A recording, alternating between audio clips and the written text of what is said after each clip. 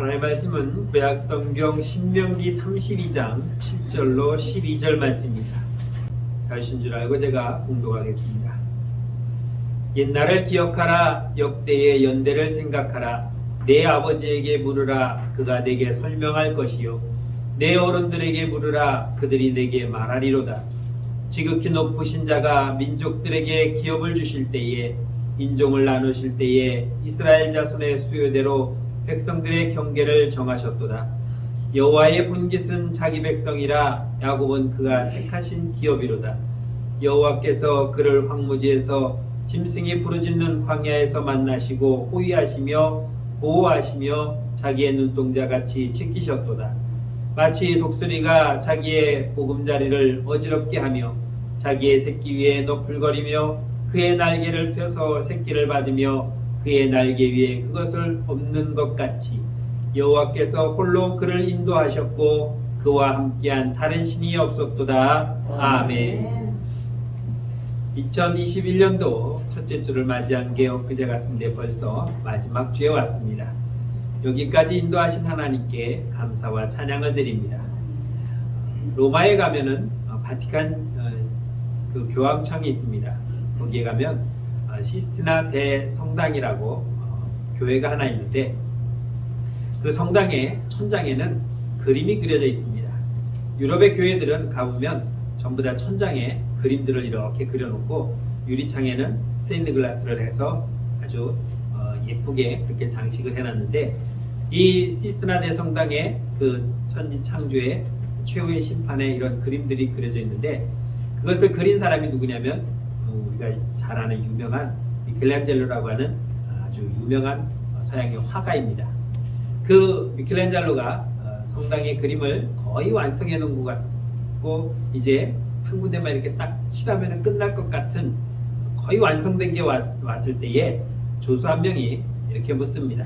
선생님, 이제 그림이 다 완성된 것 같습니다.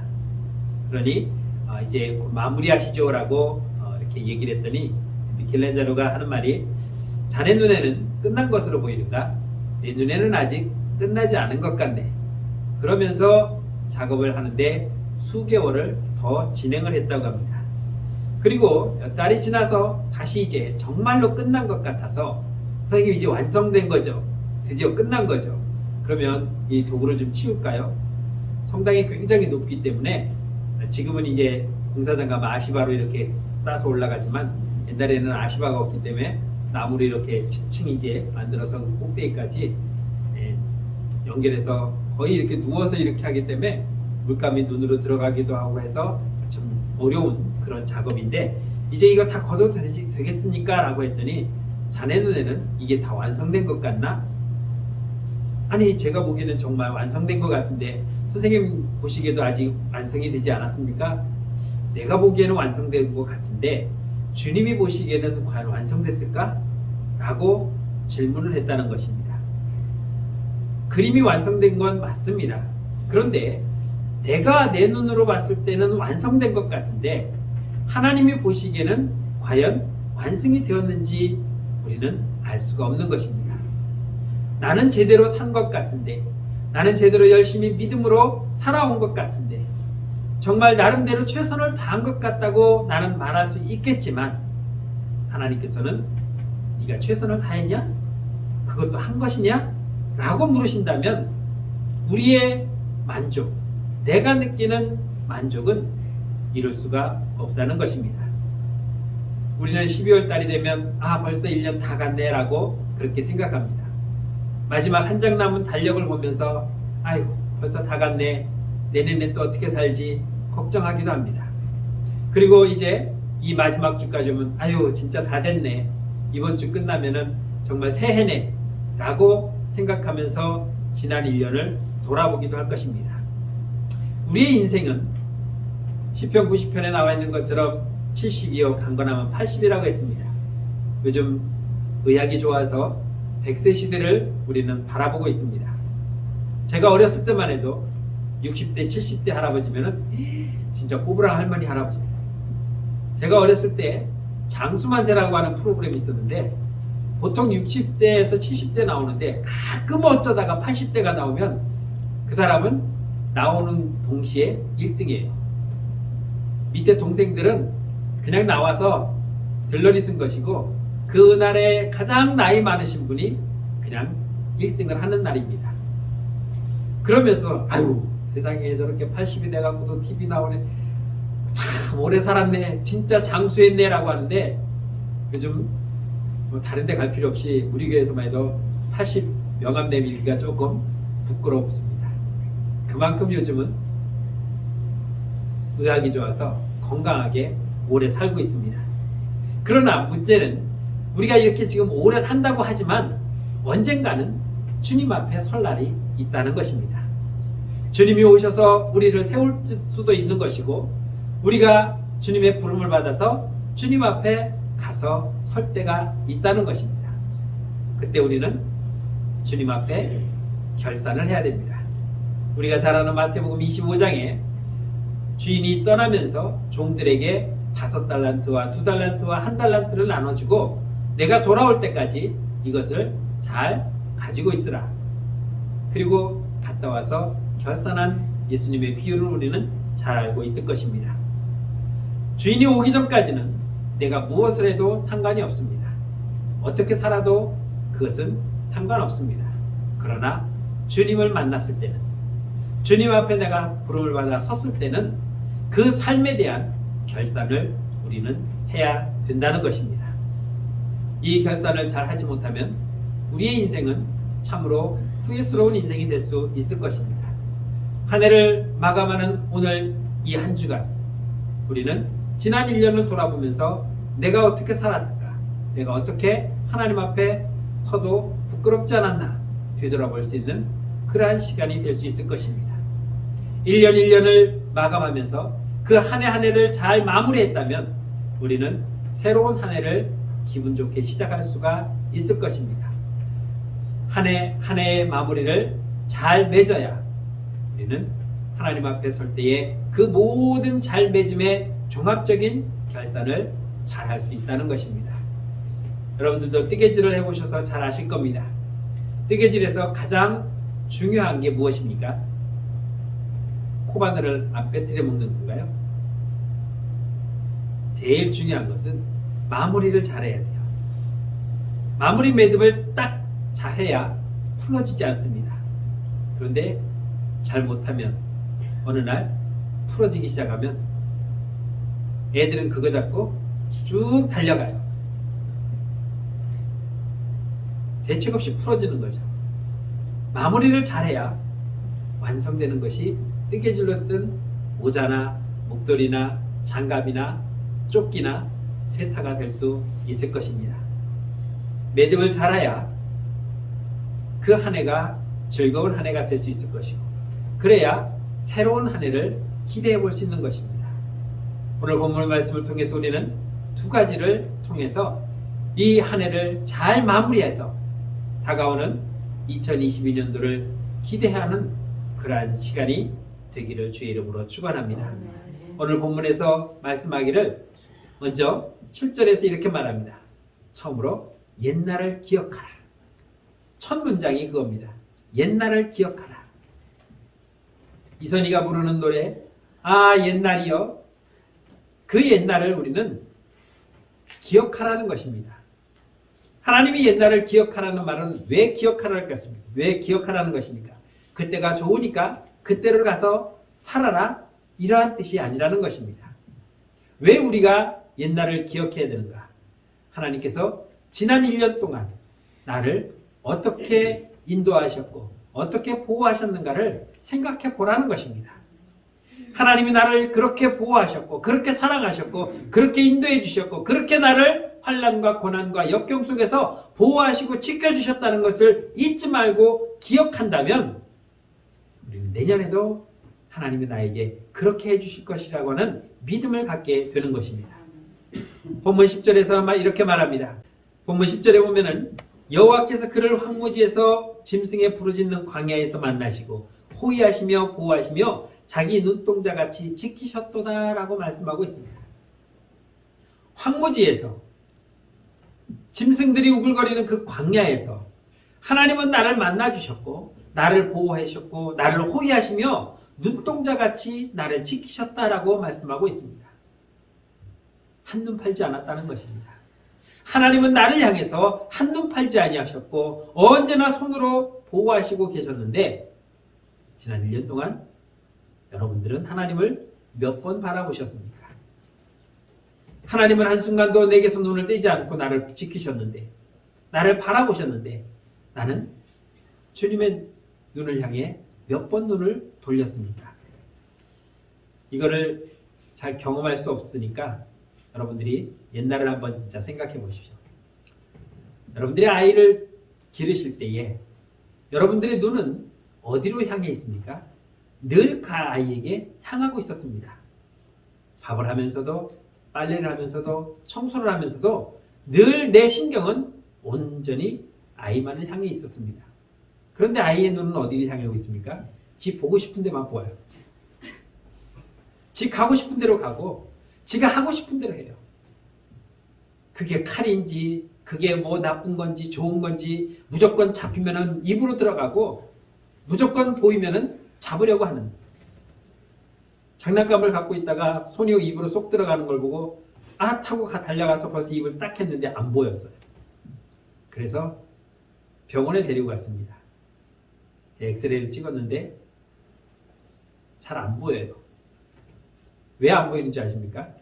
얘가 변비가 걸려갖고 똥이 꽉 차서 안 보인다는 거예요. 그래서 나올 때까지 그냥 집에 가서 변 볼 때마다 확인해 보라는 거예요. 그냥 그리고 왔어요. 그게 먹는 것도 아닌데 그 맞추는 블럭 그 갖고 놀으라고 했더니 그거를 딱 잡아서는 지 입으로 쏙 넣어서 꿀꺼덕 해버렸어요. 근데 나왔는지 안 나왔는지 몰라요.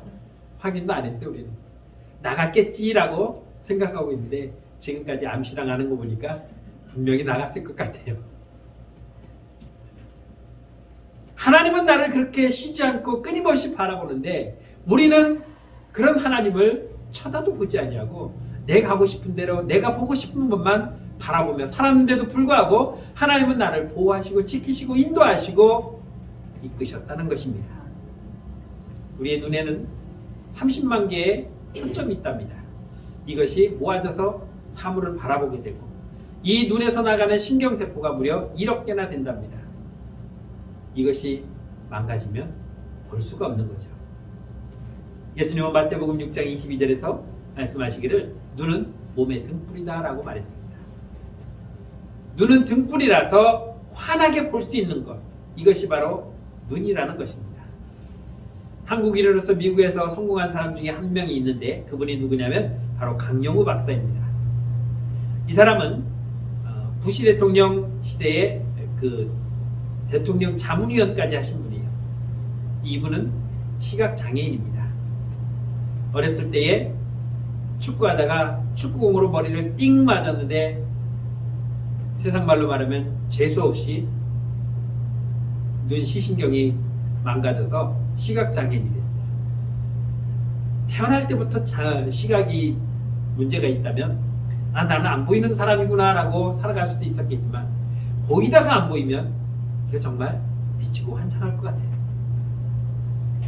그런데 그럼에도 불구하고 자기의 인생을 포기하지 아니하고 열심히 공부해서 그는 의사가 됐습니다. 세계장애인위원회 부의장을 했고 부시 대통령의 장애인 그 정책에 대한 자문을 하는 자문위원까지 했던 사람입니다. 어떤 기자가 물어봅니다. 당신의 책에서 보니까 이런 말이 있습니다. 다른 사람 같으면 좌절하고 절망했을 텐데 왜 이런 글을 썼습니까? 라고 물어보자 그가 이렇게 고백했습니다. 하나님께서 나를 눈동자처럼 보호해 주셨기 때문에 하나님께서 나를 보호해 주셨기 때문에 나는 이렇게 살 수 있었고 이렇게 행할 수 있었다라고 고백을 한 것입니다. 2021년도 한 해를 보내면서 우리는 과연 하나님이 나를 얼만큼 인도하셨는가, 얼만큼 보호해 주셨는가, 그 은혜가 얼만큼 큰가 한번 되새겨 보시기를 주의 이름으로 축원합니다.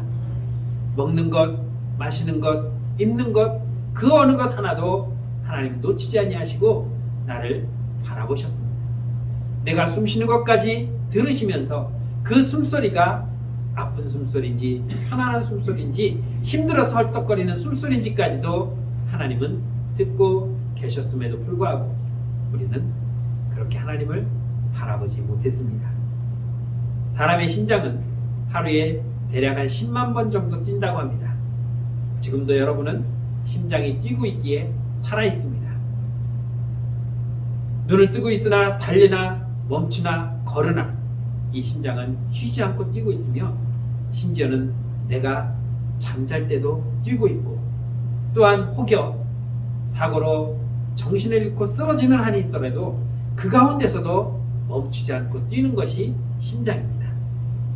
지난 1년 동안 끊임없이 뛰며 나를 여기까지 인도하신 하나님의 그 은혜의 손길 아니면 우리는 지금 이 자리에 있지 못했을 것입니다. 어떤 사람은 그럴 겁니다. 지난 1년 동안 보면 아우 정말 지긋지긋해, 징그러워, 내가 어떻게 살았는지 몰라 라고 지난 1년을 불평하는 사람도 있을지도 모를 것입니다. 그러나 그런 상황이라 할지라도 우리는 하나님이 나를 보호하시고 인도하셨다는 데에서 우리는 부정할 수가 없습니다. 그래서 하나님은 오늘 옛날을 기억하라는 것입니다. 옛날을 기억해 보니까 하나님은 그때 나를 이렇게 도우셨고 이렇게 인도하셨고 이렇게 나를 이끌어 주셨다라는 것을 우리가 떠올린다면 우리는 하나님의 은혜에 부정할 수 없을 것이고 하나님이 나를 인도하시는 그 은혜를 우리는 잊을 수가 없는 것입니다. 성경을 보면 이스라엘 백성들이 원망하고 불평하는 적이 한두 번이 아니었습니다. 그들이 출애굽하는 과정 속에서 가장 먼저 홍해에서부터 시작된 원망과 불평. 홍해를 건너면은 좋다고 반짝거렸다가 조금 걸어가다 보니까 물이 떨어지니까 또 거기서 원망하고 불평했습니다. 정탐하고 돌아온 정탐꾼들의 보고를 들으며 땅을 치며 울며 우리가 여기에 속았다, 돌아가자라고 모세를 원망하며 하나님을 원망했던 사람들이 이스라엘 백성들이었습니다. 그런데 그럼에도 불구하고 하나님은 그 광야에서 그들에게 매일매일 만나를 먹여주셨고 메추라기로 고기를 먹이셨으며 물을 반석에서 내셔서 그들이 목마르지 않도록 먹이신 것을 볼 수 있습니다.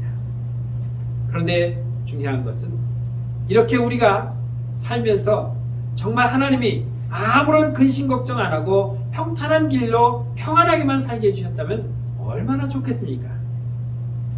그런데 문제는 하나님이 그렇게 하지 않고 있다는 것입니다. 우리가 불평하는 이유가 무엇입니까? 평안하지 못하기 때문입니다. 불편하기 때문입니다. 그래서 원망을 합니다. 그래도 우리는 말을 할 줄 아니까 에이 하고 막 이야기를 하죠. 근데 갓난아이들은 어떻습니까? 원망이 있고 불평이 있으면 뭐로 표출합니까? 그냥 우는 거예요. 그냥 울어요. 얼마큼 우니까? 기절할 정도로 울어요. 악을 쓰면서 울어요. 숨이 넘어갈 것 같이 울어요. 왜 나를 이렇게 불편하게 놔두느냐? 왜 내 뜻대로 안 해주느냐? 하고 때렸습니다. 그럼에도 하나님은 그것을 다 받아주고 계시다는 것입니다. 2021년도 한 해를 우리는 보내면서 옛날을 기억하며 되새겨보면 하나님의 은혜를 깨달을 수 있는 것이고 내가 살아온 그 순간순간 고난, 역경, 환난 속에서 하나님이 나를 인도하셨다는 것을 깨닫게 된다면 우리는 2021년도를 맞이하면서 다시 새해를 맞이하면서 내년에는 실패하지 않고 더 성공적인 삶을 살아갈 수가 있는 것입니다. 두 번째는 하나님의 뜻을 우리가 알아야 된다는 것입니다. 한 해를 잘 마무리하기 위해서는 하나님께서 나에게 무엇을 원하셨는지, 무엇을 원하는지, 또 내년에는 내가 어떻게 살기를 원하는지를 우리가 알아야 된다는 것입니다. 그러기에 하나님의 뜻을 헤아릴 수 있어야 되는 겁니다. 근데 오늘 11절 말씀 보면 이렇게 말씀합니다. 마치 독수리가 자기의 보금자리를 어지럽게 하며 어지럽게 한다. 이 어지럽게 한다는 말이 무엇입니까? 11절에 계속 보면은 독수리가 자기의 새끼 위에 너풀거리며 그의 날개를 펴서 새끼를 받으며 그의 날개 위에 그것을 얻는 것 같이 한다라고 말했습니다. 제가 즐겨보는 프로그램을 아마 잘 아실 겁니다. 5시 30분에 채널 9번에서 하는 동물의 왕국이 있습니다. 거기에서도 본 영상입니다. 이럴 줄 알았으면 그 영상을 녹화해 놓을 건데 아무리 찾아도 안 나오더라고요. 독수리는 그 둥지를 깎아지는 듯한 절벽 그 중간쯤 그 거의 위쪽에서 좀 한 3분의 2 그 위상으로 바위 틈에 그 둥지를 만들어 놓습니다. 그리고 열심히 먹이를 물어다가 새끼를 키웁니다. 새끼가 잘 자라서 날개가 나면서 또 털도 나고 좀 날만하면은 어느 날 갑자기 새끼를 못 살게 굽니다. 발로 차기도 하고 날개로 막 푹푹해서 얘가 귀찮게 만들어줘요. 그러다가 어느 날은 툭 밀어버려요. 그러면 그 절벽으로 슉 떨어집니다. 떨어지면서 얘가 하는 행동을 보면 사정없이 팔딱거려요. 날개가 어미처럼 크지도 않습니다. 이제 조금 나서 그냥 저기 한 정도인데 열심히 받아가면서 그냥 하염없이 떨어져요. 그런데 조금 있으면 에미새가 슉 내려와서 날개로 탁 받아버립니다. 그 받는 그 지점이 거의 땅에 닿을 정도 됐을 때 그리고는 다시 올라가서 둥지에 놓고 지냅니다. 또 며칠 있으면 또 귀찮게 굴다가 툭 쳐서 떨어뜨립니다. 이런 걸 반복하다 보면 어느 날 새끼는 날기 시작합니다. 새끼 입장에서 보면은 엄마 나 죽어! 하면서 떨어졌겠죠. 그런데 딱 받아가지고 올라오면 아 살았다. 근데 우리 엄마 미친 거 아니야? 나를 왜 이렇게 한두 번씩 하다 보면 언제 또 떨어질지 몰라서 긴장하고 있을 것입니다.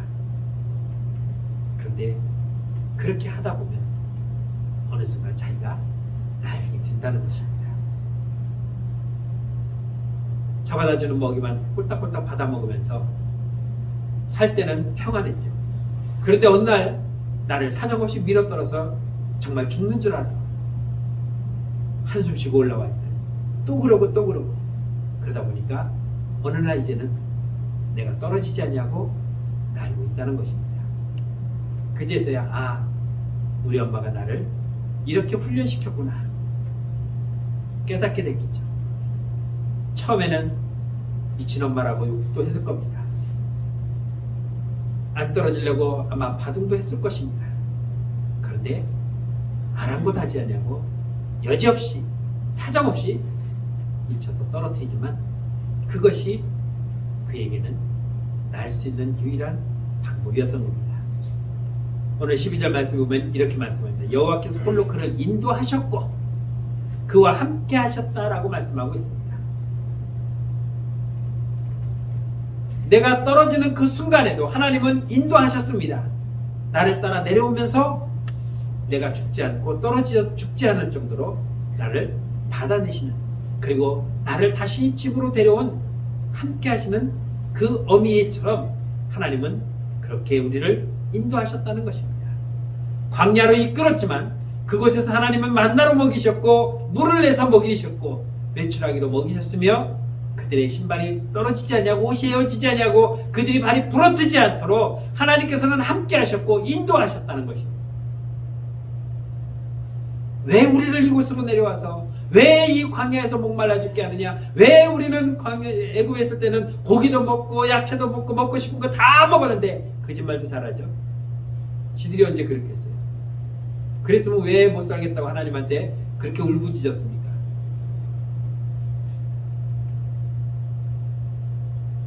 그렇게 불평을 하는 겁니다. 그러면서도 하나님은 그것을 다 받아주면서 때로는 화를 내기도 하셨습니다.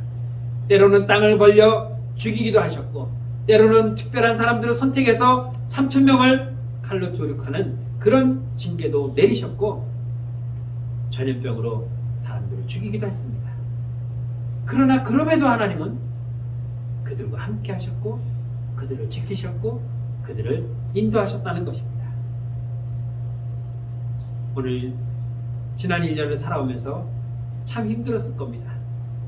어려움도 있었을 것입니다. 풍요로움을 상징하는 추수의 계절인데도 우리 권사님 팥고른이라고 아주 죽을똥살똥했습니다. 박주석 권사님 원치 않는 콩을 동생이 줬다고 딴 때 같았으면 기뻐했을 텐데 이거 언제 골라 먹나? 작년 같았으면 콩이 잘 돼서 팥이 잘 돼서 아따 이거 갖다 팔면은 그래도 용돈은 쓰겠다 그랬다면 안 좋겠죠? 고르다 보니 반이 버려야 될 것이고 처치곤란해요. 줘도 걱정해요. 생각해보면 암울하고 짜증나고 정말 올해는 왜 이럴까 망했다라고 하는 그 순간에도 하나님은 이것을 통해서 우리에게 그래도 내가 너와 함께하고 있다는 걸 보여주고 있다는 것입니다. 지난 1년을 보면은 그래서 연단의 한 해였고 환난의 한 해였습니다. 베드로 사도는 이러한 환난과 연단을 이렇게 표현했습니다. 베드로전서 1장 7절에서 예수 그리스도에 나타나실 때에 칭찬과 영광과 존귀를 얻게 하려 합니다. 우리를 이렇게 환난을 주고 연단을 주고 괴롭게 하시는 이유가 도대체 무엇입니까? 라고 할 때 그렇게 원망하고 불평할 때에 왜 그런 줄 아니? 나중에 네가 정말 영광스러운 존재가 되기를 존귀한 자로 우뚝 서기를 나는 바라고 있다는 것입니다. 독수리라고 태어나서 날아다니며 사냥도 못하고 오히려 까마귀한테 이리 치이고 저리 치이는 그런 나약한 새끼가 되는 것이 아니라 그런 독수리가 되는 것이 아니라 하늘을 주름잡는 모든 새들의 왕자로 우뚝 서게 하기 위해서 너를 이렇게 연단한다고 하는 그런 모습처럼 세상 사람들보다 못난이로 하나님의 백성이 찌질하게 사는 그러한 모습이 아닌 당당하고 누가 봐도 부러워할 만한, 누가 봐도 칭찬할 만한, 누가 봐도 감히 도전해 볼 수 없는 그런 영광스러운 너를 만들기 위해서다라고 하나님은 말씀하고 계시는 것입니다. 그래서 믿음의 장성한 분량에 이르기까지 믿음을 키우라고 야고보 사도는 우리에게 그렇게 말하고 있는 것입니다. 태어났다고 다 사람입니까? 제대로 자라야죠. 누가 봐도 부러워할 만큼 멋진 사람으로 제대로 자라야죠. 교회만 다닌다고 예수 믿는 사람입니까? 제대로 신앙생활 해야죠. 제대로 하나님이 원하시는 믿음의 사람이 되어야 칭찬과 영광과 존귀를 받을 수가 있는 것입니다. 왜 같은 교회 안에서 똑같이 예배드리며 같이 신앙생활하는데 왜 누구는 믿음이 좋다고 칭찬받으며 부러움을 당하며 왜 누구는 저 사람은 저렇게 신앙생활에서 어떻게 할지 몰라 왜 다른 사람의 근심과 걱정거리가 되어야 됩니까? 요즘은 집집마다 아이를 한둘 낳으니까 뭐 그렇지만 저희 집만 해도 8을 놓다 보니까 신경 쓰이는 자식이 있나 봐요. 우리 아버지는 늘 맏아들 걱정, 우리 어머니는 늘 막내 걱정. 아니 아직 살아보지도 않았는데 아직 어린 초등학생인데 맨날 아이고 우리 막내가 불쌍하지. 왜 불쌍한가 했어요. 제가 이 둘을 낳고 보니까 불쌍하더라고요. 다 다른 거 아니에요. 다른 거 뭐 내가 뭐 잘해주고 못해주는 걸 떠나서 5살 차인데 적어도 내가 죽는 시점을 기준으로 했을 때 작은 아이는 큰 애보다 지 아빠를 5년간 못 보잖아요. 덜 보잖아요. 그게 불쌍하더라고요. 내가 큰 애한테 뭐 더 잘해줬다 못해줬다가 아니라 걔한테는 내가 5년 더 작은 애보다 함께 있었다는 거예요. 아, 이거구나. 물질을 많이 주고 뭐를 많이 해주고 그것을 떠나서 뒤에서 내가 그 아이를 지켜볼 수 있는 그 시간이 큰 애는 작은 애보다 5년이 많았고 작은 애는 지 오빠보다 5년이 부족하다는 거. 그래서 장성한 분량으로 자라기를 바라는 거예요.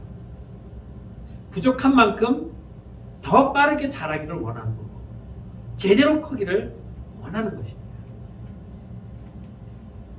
올 한 해 지나온 그 시간들을 우리가 되돌아보지 않으면 올해의 실패가 내년에 반복될 수도 있기 때문에 올해의 부족함이 내년에 반복될 수 있기 때문에 지나온 1년을 되돌아보면서 내년에는 실패하지 않아야지.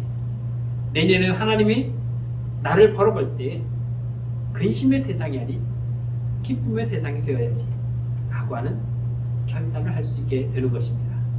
사랑하는 성도 여러분, 1년 동안 살아오면서 참 수고 많으셨습니다.